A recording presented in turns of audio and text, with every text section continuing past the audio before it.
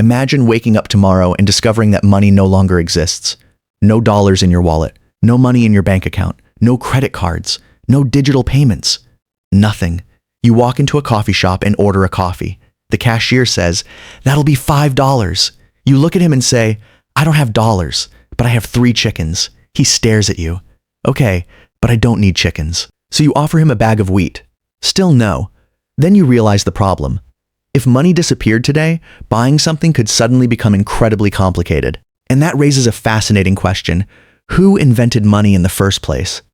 Was there a moment when one ancient genius stood up and said, "Guys, I have an idea, let's invent cash"?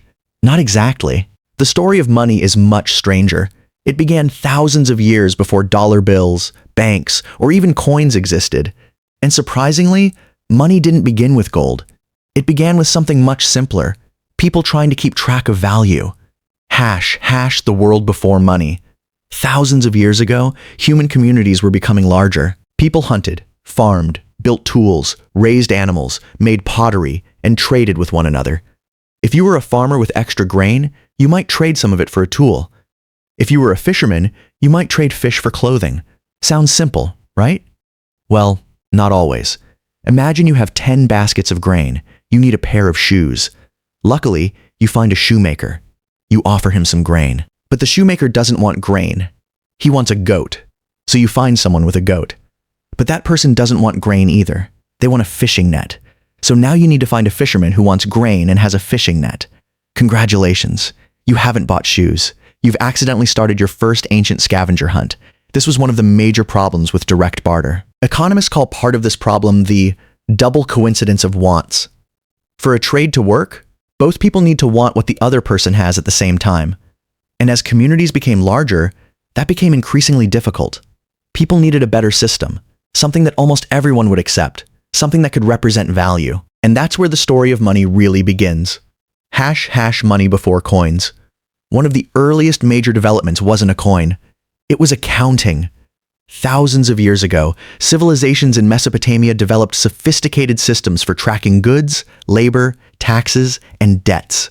Think about a giant ancient warehouse. Grain is coming in. Workers are receiving food. Merchants are moving goods. Farmers owe part of their harvest. Someone has to keep track of everything. And they did. They used clay tablets and early writing systems to record economic transactions. In other words, humans realized something incredibly important. You don't always need to physically move wealth to keep track of it. You can record what someone owes. You can record what someone owns. You can assign a standard value to things. And suddenly, an economy becomes much easier to organize. In ancient Mesopotamia, silver became an important measure of value. But here's the interesting part. People didn't necessarily walk around with neat little silver coins in their pockets. Silver could be weighed. A certain amount of silver represented a certain amount of value. So money was beginning to serve another important purpose. It wasn't just something you traded. It was becoming a unit of measurement. Just like we measured distance in miles and weight in pounds, ancient societies needed ways to measure economic value, and silver could help do that. Hash, then came the coin. Eventually, something revolutionary appeared. The coin. Around the 7th century BCE, in the ancient kingdom of Lydia, located in what is now Western Turkey, standardized coinage began to emerge. And this changed trade. Before standardized coins, if someone handed you a piece of metal, you might have to weigh it. You might have to test its quality.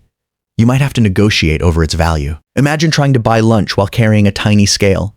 Excuse me, how much for the bread? 3 grams of silver. Can I get a second opinion? A standardized coin solved much of this problem. A coin could have a specific weight and composition, and it could carry an official mark. That mark was important. It signaled that someone, usually an authority, stood behind the coin's standard. Instead of asking, "How much is this random piece of metal worth?" you could say, "This is a recognized coin." That made transactions faster. It made trade easier, and it made money portable. But it's important to understand something. The Lydians did not simply wake up one morning and invent the entire concept of money. Humans had already been using commodities, metals, accounting systems, and other forms of value for a very long time. What standardized coinage did was make one of those ideas incredibly practical. And once coins proved useful, they spread. Hash money becomes a tool of empire. Coins didn't stay in one marketplace. They traveled. Merchants carried them across cities. Soldiers received them as payment. Governments collected taxes with them, and rulers began putting their own symbols and faces on them. That last part was especially powerful. Imagine living thousands of years ago and receiving a coin with the face of your ruler stamped into the metal. Every time you used that coin, you were carrying a tiny piece of the government with you. Coins became more than money. They became symbols of political power. The Greeks developed extensive coinage systems. The Romans took monetary organization to an enormous scale. As empires expanded, coins traveled with armies, merchants, travelers, and administrators. Money helped connect distant parts of huge economic systems. And something else happened. People began to understand that money didn't necessarily need to be useful by itself. A coin didn't have to feed you. It didn't have to build your house. It didn't have to make clothing. Its real power came from something more abstract. Other people were willing to accept it. That idea would eventually transform money forever. The paper money revolution. Now imagine you're a wealthy merchant. You need to make a huge payment. Your options? Carry hundreds or thousands of heavy metal coins across the country. Sounds terrible and dangerous. You could lose them. Someone could steal them. And your horse might eventually file a complaint.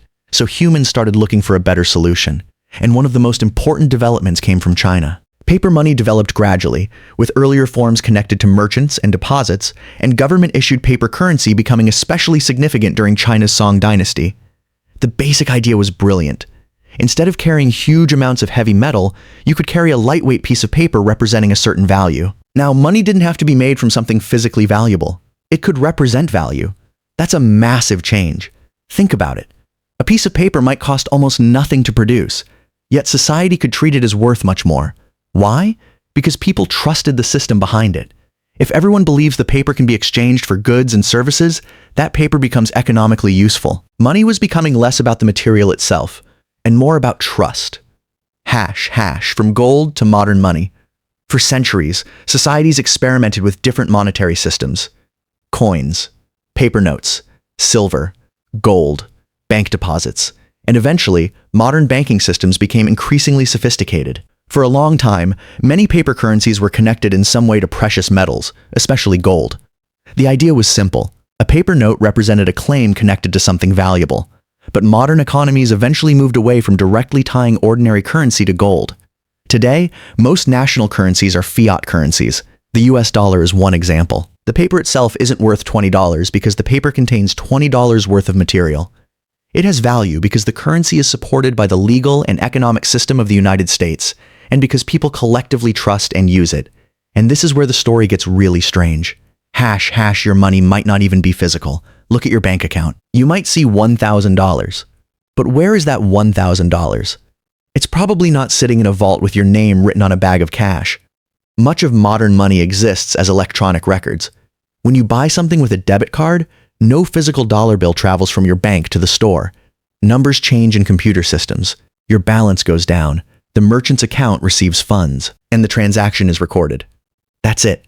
No truck full of dollar bills, no ancient gold coins, just information moving through a financial system. And this means that the history of money has gone through an incredible transformation. It began with things people could physically use. Then came measurements of value, then metals, then standardized coins, then paper, then bank deposits, and now, digital money. So, who invented money? Here's the surprising answer. Nobody invented money all at once. There was no single inventor, no ancient Benjamin Franklin of money. Instead, money evolved as human societies became more complex. People needed a way to measure value. They needed a way to exchange goods. They needed a way to record debts. They needed something portable. They needed something widely accepted. And over thousands of years, those needs gradually transformed into the monetary systems we use today. From grain to silver, from silver to coins, from coins to paper, from paper to bank accounts, and from bank accounts to digital numbers on a screen. And yet, beneath all those changes, one thing has remained surprisingly consistent: trust. Because money only works when people believe other people will accept it. A dollar bill isn't powerful because the paper is special. A digital balance isn't powerful because the numbers glow on a screen. Money works because millions of people participate in the same system. So the next time you pull a dollar bill out of your wallet, take a second to look at it. It may seem ordinary, just a piece of paper, but behind that little piece of paper is thousands of years of human history. Trade, debt, empires, technology, banking, and one of humanity's most powerful inventions, the ability to agree that something has value. And honestly, that's a pretty incredible thing to carry around in your pocket. So, if you enjoyed this journey through the history of money, hit that like button, subscribe for more fascinating stories from human history, and let me know in the comments, what should we uncover next? Because the next strange invention might be something you use every single day.